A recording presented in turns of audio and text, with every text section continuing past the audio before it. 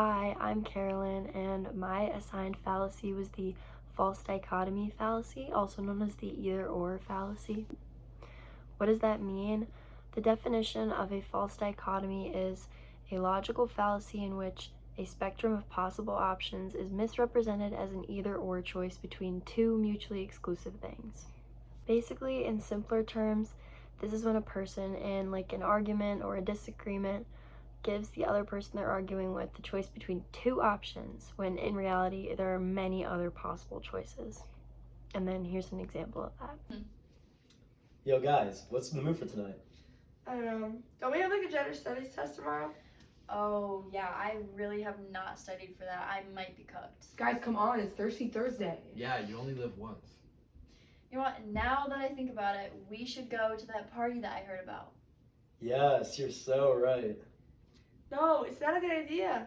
We have to prioritize our education. No, but I heard there's gonna be hella Dr. Pepper there. That is quite tempting. Alright, so we're decided? Yes, we're getting litty. Guys, we can't.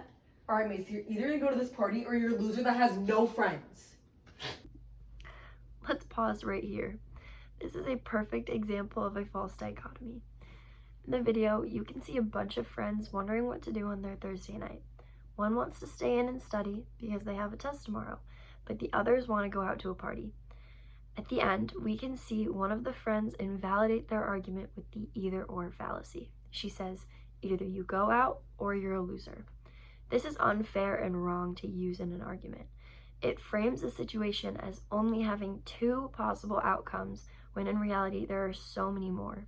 The friend isn't a loser for wanting to stay back and study, but the friend who was arguing only gave her two options to pick from, persuading her to change her mind.